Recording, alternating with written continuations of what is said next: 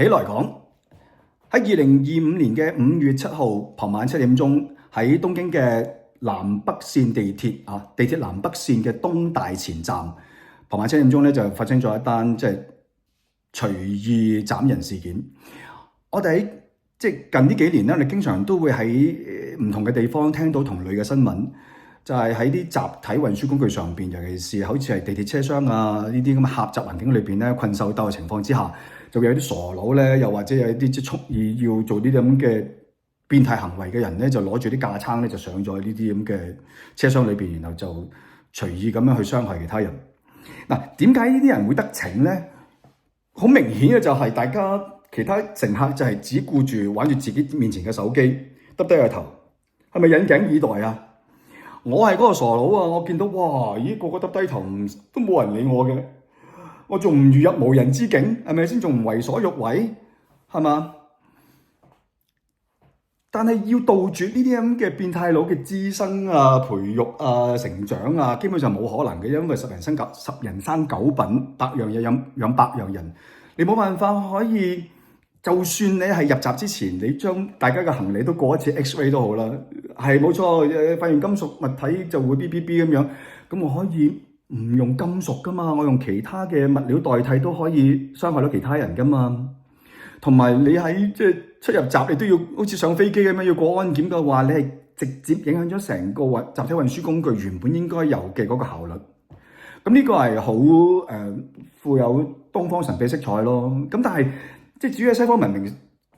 而家我嚟咗西方呢個地方之後，我會唔會係成為西方文明嘅一員咧？咁睇下以落嚟，我呢個方法會唔會得到你嘅同意啦？我有一個方法咧，就係既簡單、低成本、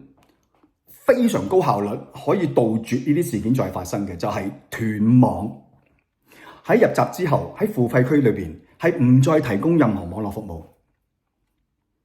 大家冇得上網，自然就唔可以玩手機啦，自然就要抬起頭做人啦，自然就會 𥄫 下車廂裏邊你眼望我眼啦，睇邊個靚仔邊個靚女，邊個奇裝異服，邊個標奇立異，邊個哇邊個咁樣。調轉你係嗰個準備要做壞事嘅人，你見到個個都你眼望我眼喺度 𥄫 嚟 𥄫 去，好似燈塔咁樣揈嚟揈去嘅話，你都唔敢掹出嚟啦，係嘛？就係而家見到大家都耷低個頭，如入無人之境，個個都引頸以待，我仲唔落手，係咪先？我仲唔滿足我個人嘅變態喜好啊？等更待何時呢？將嗰個警惕，將嗰個捍衛自己生命安全嘅嗰個責任擺翻落去每個乘客嗰度，咁就你會有人會話嘅，咁喺個車程裏邊冇得上網，會阻礙，阻礙你睇劇啊，阻礙你睇卡通片，阻礙你用 WhatsApp 話俾你老細知，我今朝咧乜，所以遲咗上嗰班車，所以而家會遲到。即係呢啲對 GDP 或者係對生產力毫無幫助嘅呢啲咁嘅通訊，不如話俾我知，你有冇人真係喺坐車嗰段期間都做緊公司嘢嘅，需要網絡嘅？係咪咁多人咁中意喺收工之後上咗高鐵、上咗地鐵之後，仲要俾公司揾到？會用得網絡嘅，喺嗰個情況之下，喺車廂裏邊用得網絡嘅都係唔等使噶啦，都係同生產力同公司嘢無關啦。如果真係咁緊要嘅，咁你咪落車咯，離開嗰個付費區咯，跟住咪有網絡，你咪可以慢慢獻身俾你嘅公司咯。喺你 off duty 之後，但係如果你係返緊屋企嘅途中，你會真係想俾個公司揾到？你真係想揾公司？我唔信咯。但係你只要將呢一段時間冇得上網，但係可以保住你條命仔，你咪自己擺喺你自己天平上面稱下啦。唔係你個人，話我將我嘅生死拋諸度外咁樣，我一定要上網，冇得上網我會死咁樣。呢個係你個人喜好啫。咁但係你唔好忘記喎，如果你引嚟呢啲咁嘅變態佬，視呢一個咁嘅狹窄密封嘅場地為之佢嘅最後嘅樂土，佢要完成佢人生最後一件事嘅一個咁嘅場地嘅話，係你勾引呢啲嘅變態佬嚟呢個地方裏邊去斬人嘅喎。我不由得，如果我做 prosecutor，我一定會將你所有喺車廂裏邊耷低頭，俾條頸去引誘呢個變態佬嗰啲人，全部都嚼晒 adding and abetting，除非冇事發生，有事嘅話，全車廂都告。因為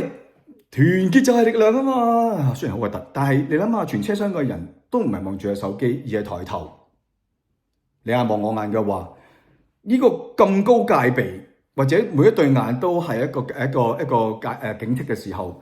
我唔相信會有個傻佬真係傻到喺呢咁嘅情況之下仲掹出嚟。任何以保護他人生命及財產為己任為即係綱領嘅官員又或者政府咧，都好應該認真考慮一下，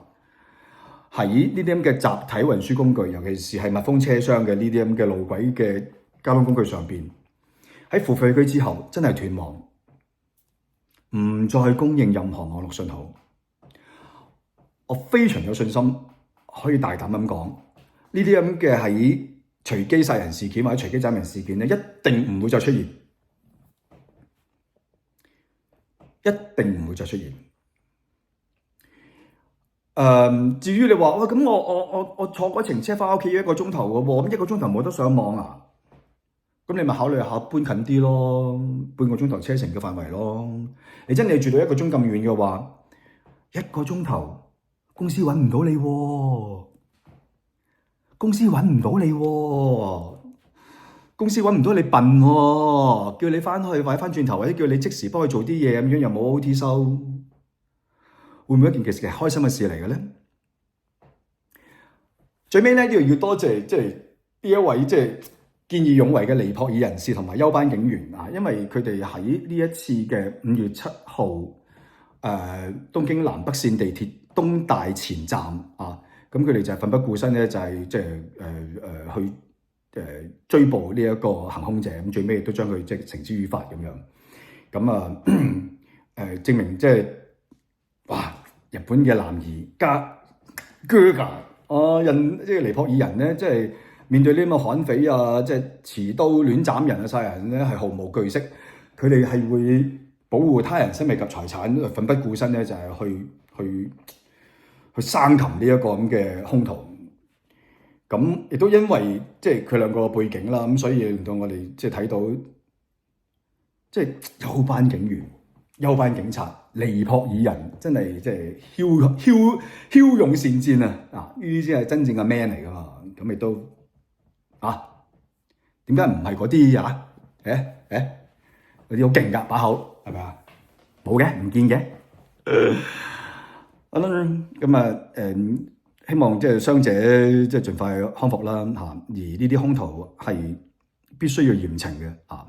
而杜絕呢啲咁嘅隨機殺人事件，唯一最快可以見到效果嘅方法就係斷網。